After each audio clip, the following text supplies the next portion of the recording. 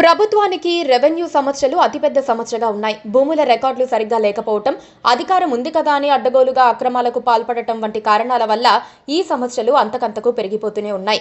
అధికారంలోకి వచ్చే ప్రతి ప్రభుత్వం అసలు సమస్యలు లేని రెవెన్యూ వ్యవస్థను సృష్టిస్తామని, భూ వివాదాలు లేకుండా చేస్తామని ప్రకటనలు చేస్తూ కొత్త విధానాలను పరిచయం చేస్తూ ఉంటాయి. కానీ అవి మరికొన్ని సమస్యలకు కారణమవుతున్నాయి. ప్రజల ఆగ్రహానికి గురవుతున్నాయి. సమస్యలే లేకుండా చేస్తానని కేసీఆర్ ప్రభుత్వం ధరణిని తీసుకొచ్చింది. అయితే ఇది భూదోపిడీ కోసం తెచ్చారని, తాము రాగానే ధరణిని రద్దు చేస్తామని కాంగ్రెస్ ప్రకటించింది. ధరణిని రద్దు చేసి భూభారతి అనే విధానాన్ని అమలులోకి తెస్తామని బిల్లును ప్రతిపాదించింది. ధరణి పోర్టల్ ద్వారా రిజిస్ట్రేషన్ జరిగితే వెంటనే మ్యూటేషన్ కూడా జరిగిపోతుంది. ఇది వరకు తహసీల్దార్ దగ్గర భూ సమస్య తేల్చుకునేవారు. అక్కడ కాకపోతే ఆర్డీఓ దగ్గర, అక్కడ పరిష్కారం దొరకపోతే కలెక్టర్ దగ్గరికి వెళ్లేవారు. రెవెన్యూ భూ సమస్యలపై దాదాపు 3 లక్షల కేసులు కోర్టుల్లో పెండింగ్లో ఉన్నాయి. భూముల రిజిస్ట్రేషన్లలో కానీ, మ్యూటేషన్ విషయంలో కానీ ఏదైనా వివాదం వస్తే అప్పీల్ చేసుకోవచ్చు. ఆ అప్పీల్లో న్యాయం జరగలేదనుకుంటే రివిజన్కు వెళ్లొచ్చు. ఇప్పుడు కొత్త చట్టంలో ఇవే ఉన్నాయి. భూ సమస్యలన్నిటికీ కారణం భూ సర్వే చేయకపోవటం. ఆ ఒక్క సర్వే చేస్తే చాలు, దాదాపుగా 99% భూ సమస్యలన్నీ తీరిపోతాయని ప్రభుత్వం అంటోంది. వైఎస్ రాజశేఖర రెడ్డి హయాంలో భూభారతి పేరుతో భూ సర్వే చేయాలనుకున్నారు. 2018లో చంద్రబాబు ప్రభుత్వం భూసేవ పేరుతో సర్వే చేయించాలనుకున్నారు. కానీ అవేవీ పట్టాలెక్కలేదు. ఇప్పటికీ నిజాం కాలంలో చేసిన భూ సర్వేనే ఆధారం. ధరణి విషయంలో కొన్ని సమస్యలు ఉన్న మాట నిజమేనని చాలా మంది ఒప్పుకుంటారు.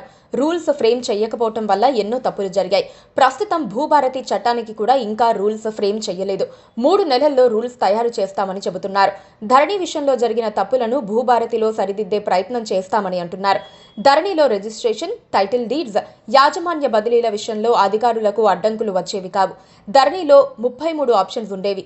భూభారతి చట్టంలో 33 ఆప్షన్స్ బదులు 6 ఆప్షన్స్ మాత్రమే తీసుకొస్తున్నారు. ఇక మాన్యువల్ గా పహానీలో 32 కాలమ్స్ ఉండేవి. ధరణిలో ఆ 32 కాలమ్స్ ను ఒకే కాలమ్ గా చేశారు.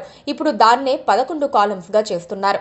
భూమి అమ్మకం, బహుమతి, తనఖా, మార్పిడి సమయంలో తహసీల్దార్ ఆటో మ్యూటేషన్ చేస్తారు. వీటిలో మోసం జరిగినప్పుడు మ్యూటేషన్ను నిలిపివేసే అధికారాలు తహసీల్దార్కు ఉంటాయి. వారసత్వం విషయంలో విచారణ జరిపి నిర్దేశించిన సమయంలో మాత్రమే తహసీల్దార్ మ్యూటేషన్ చేస్తారు. దీనివల్ల అధికారులు లంచాలకు అలవాటు పడిపోయి మరిన్ని సమస్యలు పెరుగుతాయి. ఇప్పుడు కూడా ప్రభుత్వం అసలు భూ సమస్యలు లేని తెలంగాణను చూడటానికే ఈ బిల్లు తెచ్చామని చెబుతోంది. అనేక రాష్ట్రాల్లో పరిశీలనలు చేశామని, ప్రజలకు మేలు చేసే బిల్లును తెచ్చామని అంటున్నారు. ధరణిలో సమస్యలకు కారణమైన వాటిని గుర్తించి వీటిలో పరిష్కారాలను కనుగొన్నామని అంటున్నారు. అయితే ఈ బిల్లు విషయంలోనూ కాంగ్రెస్ అనేక విమర్శలు ఎదుర్కొంటోంది. అందులో సందేహం లేదు. అయితే పారదర్శకతకు పెద్దపీట వేస్తున్నామని చెబుతున్నారు. ప్రభుత్వాలు మారినప్పుడల్లా ఇలా చట్టాల్లో మార్పులు తేవటం సామాన్యంగా మారుతోంది. ఎవరికి వారు తమ దోపిడీకి అవకాశం కోసం ఇలా మార్చుకుంటున్నారన్న విమర్శలు వస్తున్నాయి. రాజకీయ శత్రుత్వంతో ప్రజల ఆస్తులతో చెలగాటమాడితే తీవ్ర నష్టం జరుగుతుంది. ప్రభుత్వాలు చట్టాల్లో ఏం చేర్చినా అమలు పక్కాగా ఉంటేనే ప్రయోజనం ఉంటుంది. భూ వ్యవహారాల్లో అవినీతి ఎంత ఉంటుందో చెప్పాల్సిన పని లేదు. దాన్ని అరికట్టేలా చర్యలు ఉంటే 100% కాకపోయినా కనీసం 50% సమస్యలను తగ్గించగలిగిన ప్రజల నుంచి సపోర్ట్ వస్తుంది. కానీ వారి ఆస్తులకే రక్షణ లేని పరిస్థితి వస్తే మాత్రం మొదటికే మోసం వస్తుంది. ఇప్పుడు అదే తెలంగాణలో కనిపిస్తోంది. Please subscribe to KTV Telugu. KTV Telugu. KTV Telugu channel.